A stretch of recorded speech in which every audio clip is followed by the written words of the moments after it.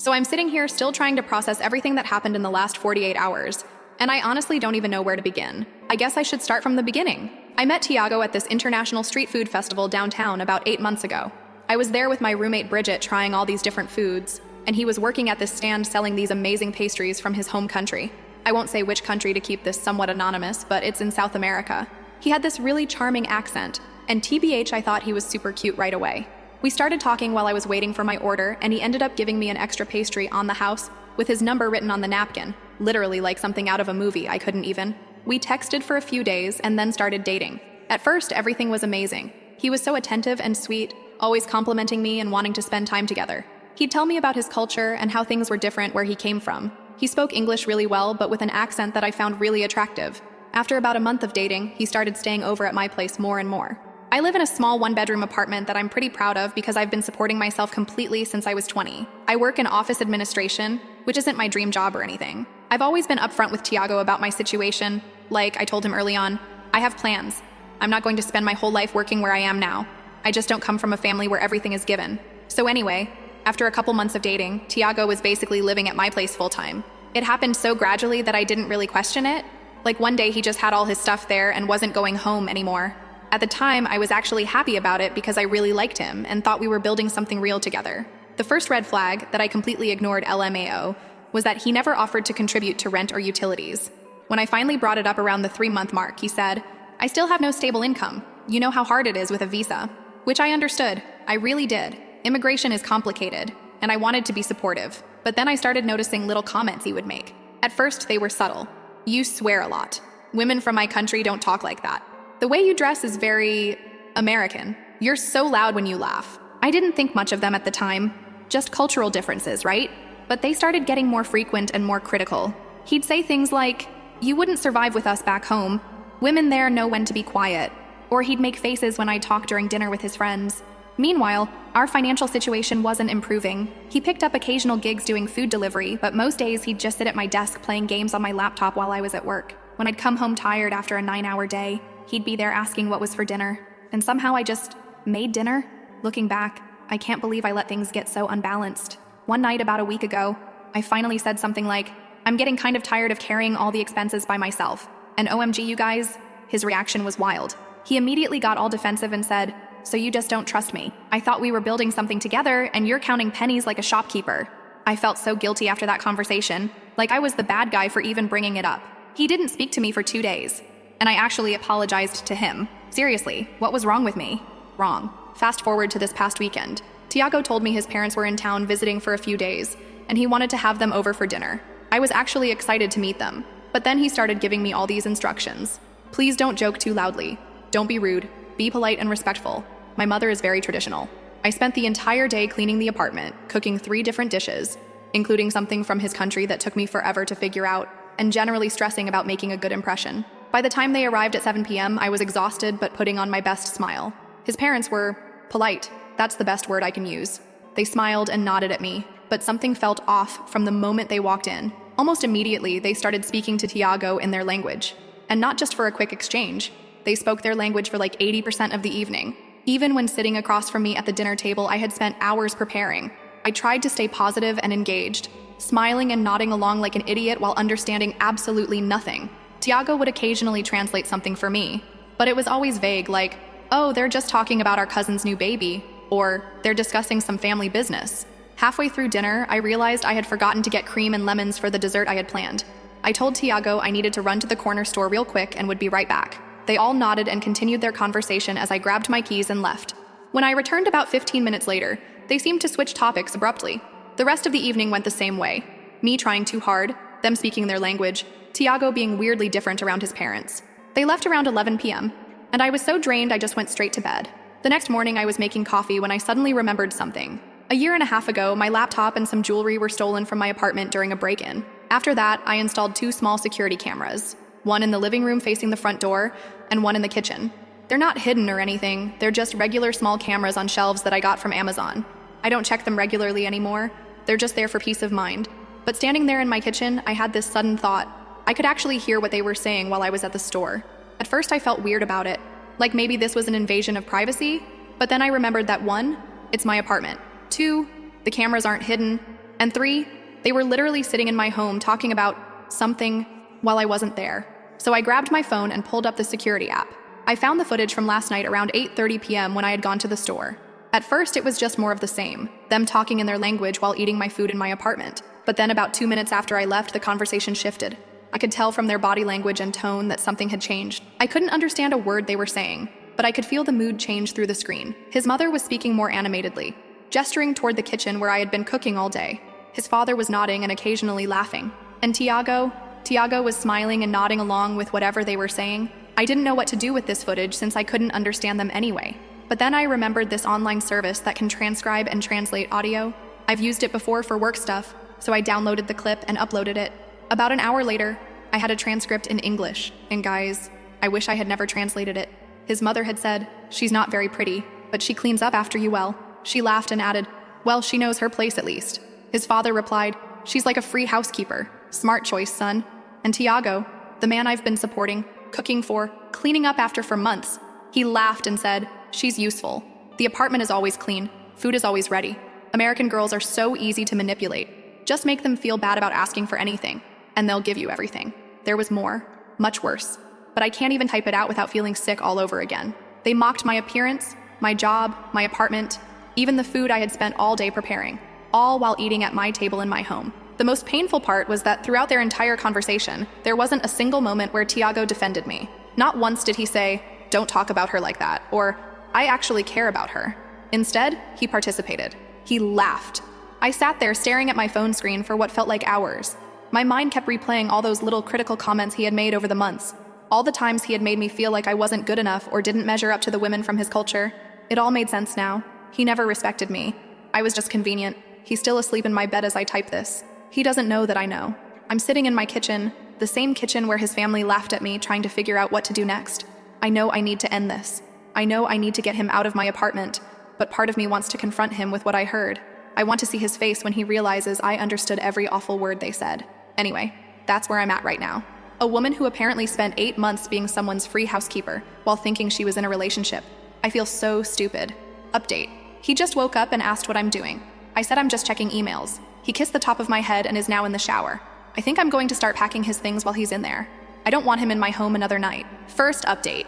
First off, thank you to everyone who commented on my last post. I honestly didn't expect so many responses, and I read every single one while hiding in the bathroom yesterday morning. So, a lot has happened in the last 36 hours. I'm typing this from my friend Bridget's couch at like 2 a.m. because I couldn't sleep, and I needed to update you guys on everything.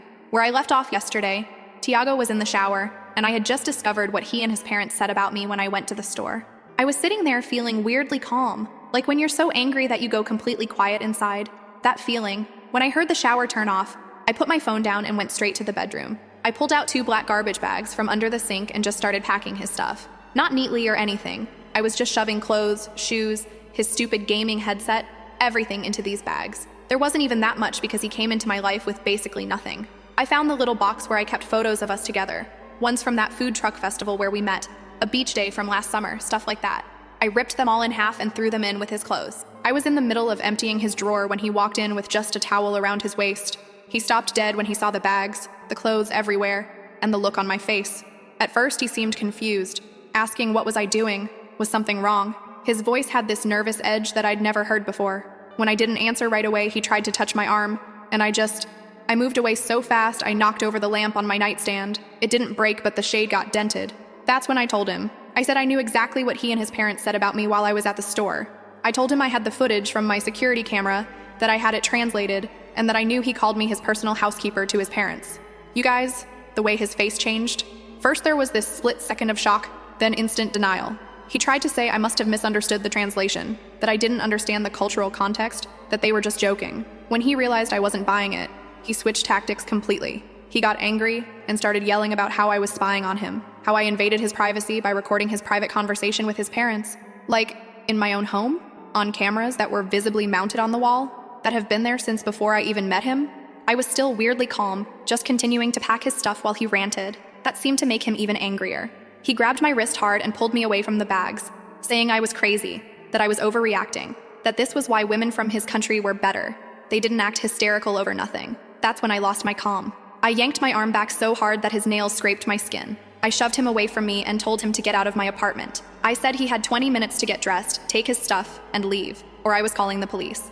He called me a crazy bitch and said I'd be nothing without him. Then came the part that actually made me laugh. He said I was throwing away the best thing that ever happened to me. The best thing. A man who mocked me to his parents, who contributed nothing, who treated me like a servant. I told him that was rich coming from someone who'd been living off me for months. I reminded him that everything he'd been enjoying was actually mine. My apartment, my food, my Netflix, my everything. I told him he was a parasite, not a boyfriend. That hit a nerve. He got all red in the face, and for a second I thought he might hit me. Instead, he grabbed the bags I'd packed, stormed into the bathroom to get dressed, and came out a few minutes later fully clothed but still seething.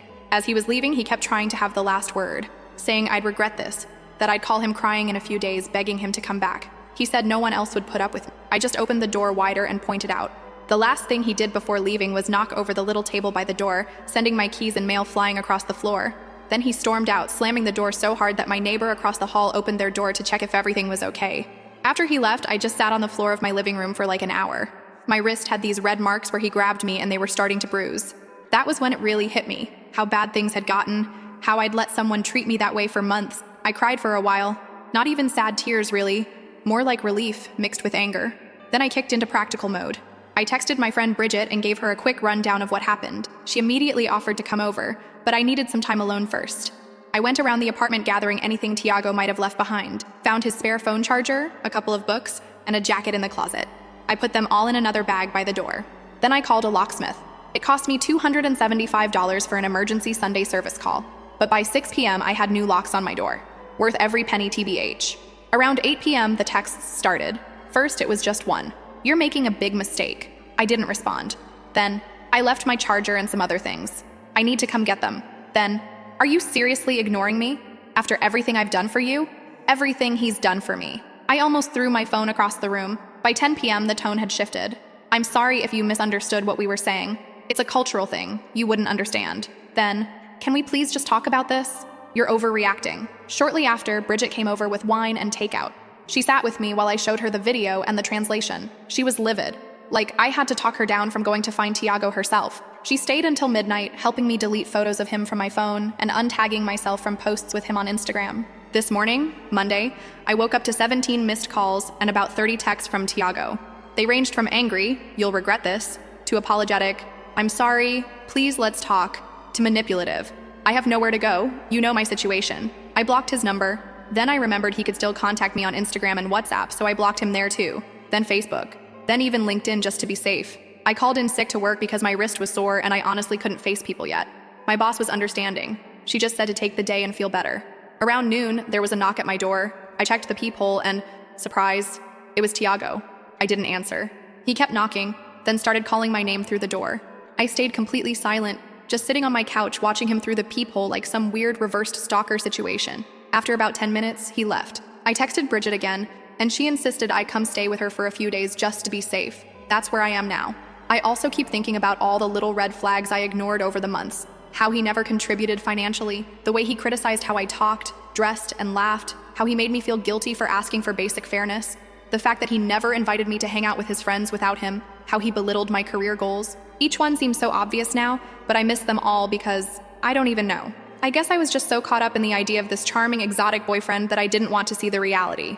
Oh, and one more thing. His cousin, the one he's actually close with, messaged me on Instagram this afternoon. Apparently, Tiago told his entire family that I threw him out because I was mentally unstable and jealous of his culture. His cousin didn't believe him and wanted to know what really happened. I sent her the translated transcript of what they said about me. She was horrified and apologized for her family's behavior. At least one decent person in that crowd. So that's where I am right now. Sleeping on a friend's couch, blocked my boyfriend of 8 months on every platform, and trying to figure out what happens next. I've never had a relationship end this dramatically before. Part of me is scared he'll keep trying to contact me or show up at my work. He knows where I work. Another part is just sad about the whole thing. Not because I miss him, but because I feel so stupid for not seeing this sooner. Bridget thinks I should file a police report about him grabbing my wrist, just to have it on record in case things escalate. I'm not sure if that's necessary, but maybe she's right to be cautious. Actually, do any of you have experience with something like this? How long did it take your ex to stop trying to contact you? Should I be worried about him showing up at my workplace? Am I overreacting to all of this? Anyway, that's my update. Sorry it's so long and messy. My brain is still all over the place trying to process everything. Second update. First off, Thank you so much to everyone who commented on my last post with advice and support. You guys were right about so many things, especially about being careful with Tiago and documenting everything. So after spending 3 nights on Bridget's couch, I was starting to feel a little more stable. The bruises on my wrist had faded to this gross yellowish color, but didn't hurt anymore. I hadn't heard from Tiago since blocking him everywhere, and I was finally feeling like maybe the worst was behind me. I even went back to work on Wednesday, and my coworkers were super cool about me taking a couple days off. Yesterday morning, Saturday, I woke up early and decided it was time to go back to my own apartment.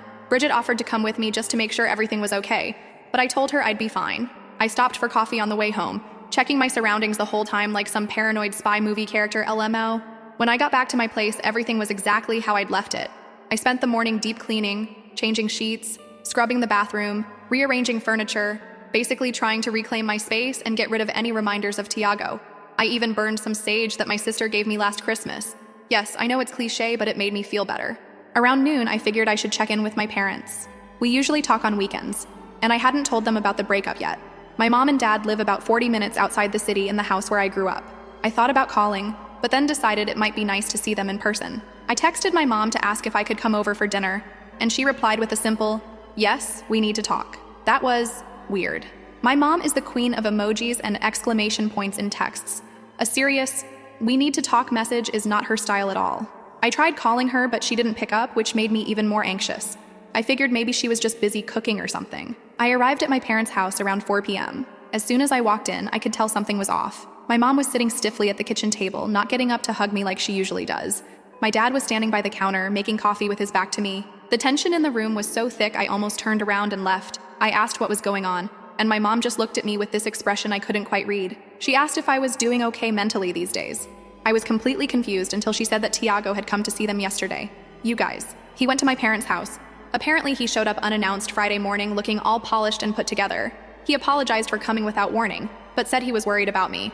He told them I'd been acting erratically, that I'd become paranoid and was secretly recording him. He claimed I had thrown him out in a fit of rage, had physically attacked him, and that he was concerned about my mental health. He showed them a scratch on his face that I definitely did not give him, and implied I had done it during our fight. He painted this whole picture of me as an unstable girlfriend who turned violent when he tried to help me. My mom was watching me carefully as she told me all this, clearly trying to gauge my reaction. I could tell she wasn't completely buying his story. She knows me better than that. But she was concerned enough to not immediately dismiss it either.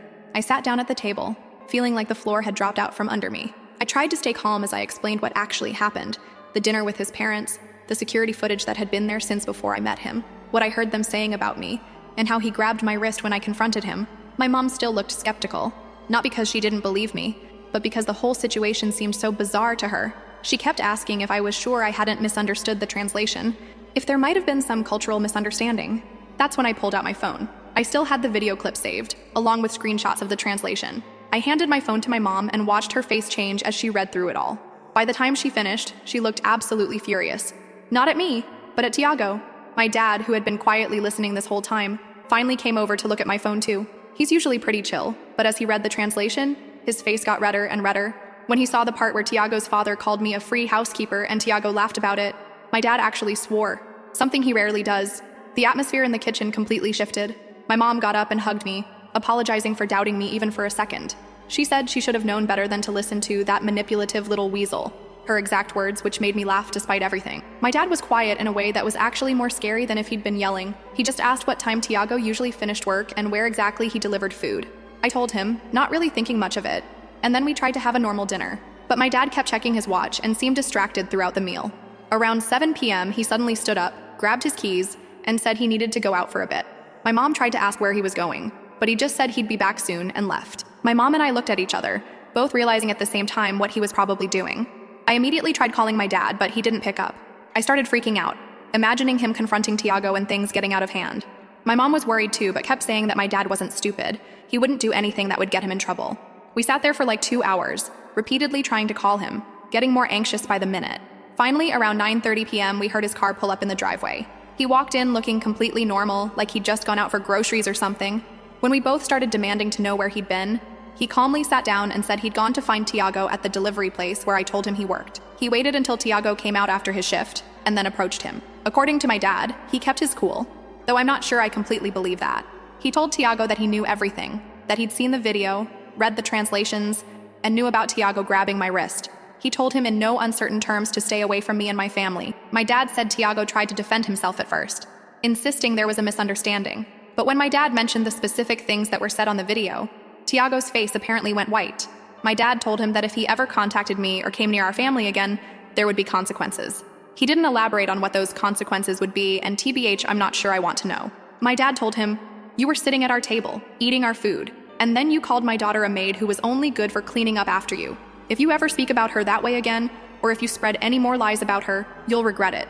According to my dad, Tiago didn't say another word. He just stood there looking shocked as my dad walked away. Part of me wishes I could have seen his face in that moment. When my dad finished telling us what happened, I felt this weird mix of emotions. Relief that someone had stood up for me so fiercely, embarrassment that my parents had to get involved in my relationship drama at age 26, and lingering anxiety about how Tiago might react. I ended up staying the night at my parents' house, mostly because it was late, and I was emotionally drained. This morning at breakfast, my mom suggested I might want to file for a restraining order, especially given Tiago's pattern of escalation, first showing up at my apartment, then going to my parents behind my back. I'm seriously considering it, but the process seems complicated, and I'm not sure if what's happened so far is enough for a judge to grant one. Has anyone gone through this process? What kind of evidence did you need? Oh, and I got a text from Tiago's cousin, the one who messaged me on Instagram before, last night. Apparently, Tiago called his mother after my dad confronted him, and she's furious, not at my dad or me, but at Tiago for embarrassing the family. His cousin also mentioned that Tiago has been crashing on different friends' couches since I kicked him out, and most of them are getting tired of him. He lost his food delivery gig because he kept showing up late, and he's quickly running out of options. I'm going back to my apartment today. Bridget offered to come stay with me for a few days if I'm nervous about being alone, but I think I'll be okay. I've let my building manager know about the situation just in case Tiago tries to get into the building again. Also, random side note, but I've started therapy. Had my first session yesterday morning before going to my parents. My therapist seems great, and she's helping me understand how I ended up in this situation to begin with. Turns out I have some work to do on recognizing red flags earlier and setting better boundaries. I'll update again if anything significant happens, but hopefully this is the beginning of the end of this whole nightmare. Last update. Hey Reddit fam. It's been almost 2 weeks since my last update, and I wasn't planning to post again because I hoped, the whole Tiago saga was finally over. Turns out I was wrong, and yesterday things reached a whole new level of crazy that I still can't fully process. So after my dad confronted Tiago, things were actually pretty quiet for about 10 days.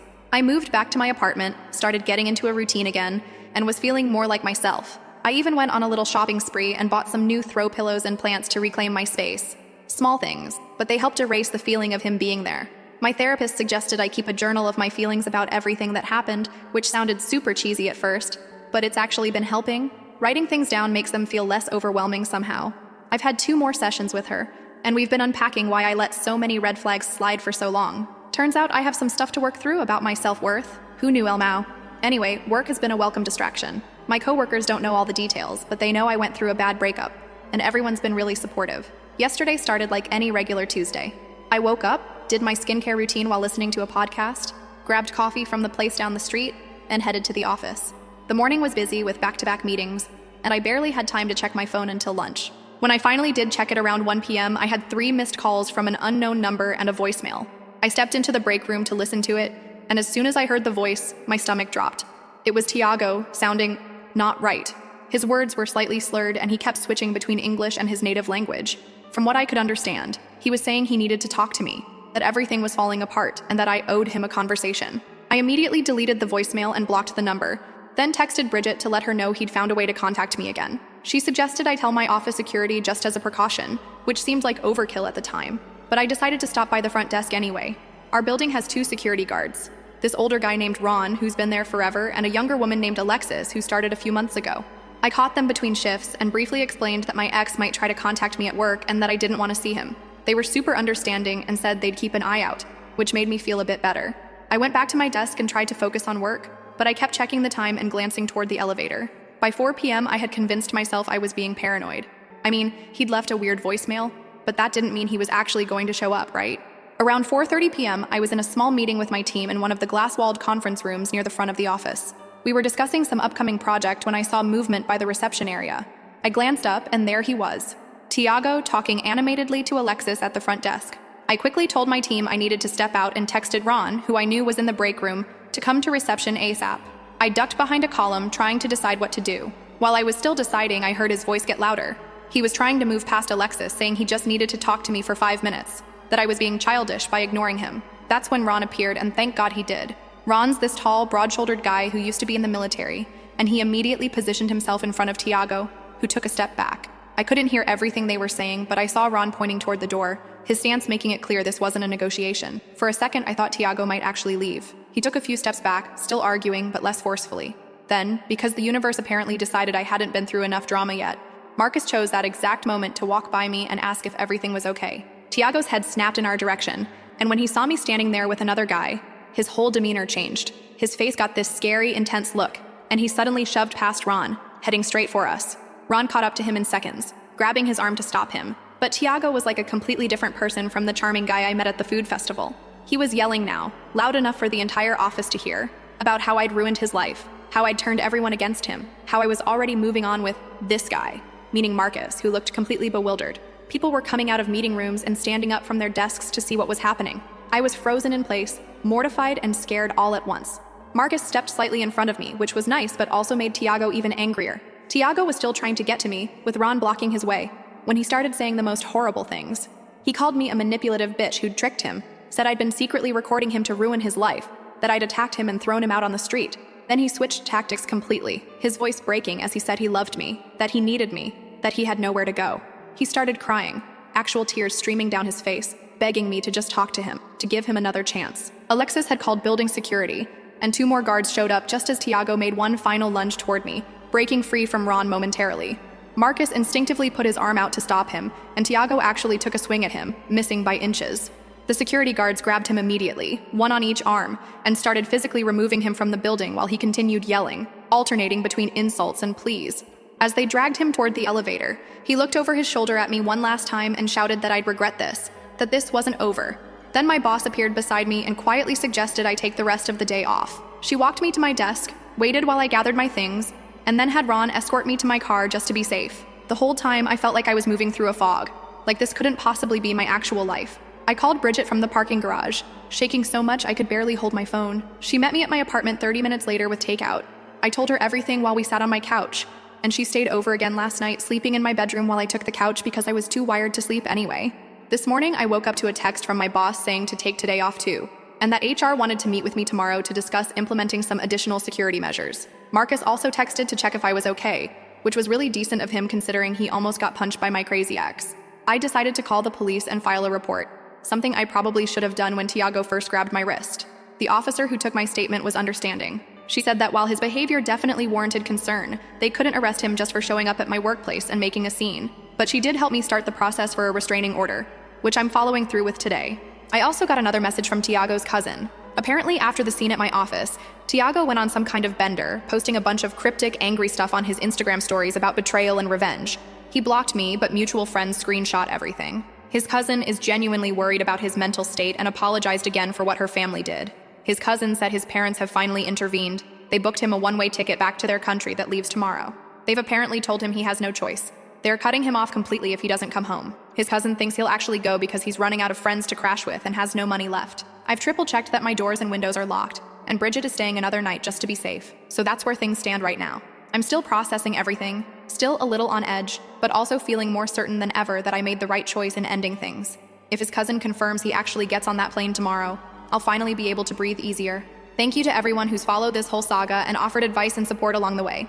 Your comments helped me stay strong when I was doubting myself. I'll post one final update if anything significant happens with the restraining order, or if I get confirmation that he's left the country, but hopefully this really is the end of the Tiago chapter of my life.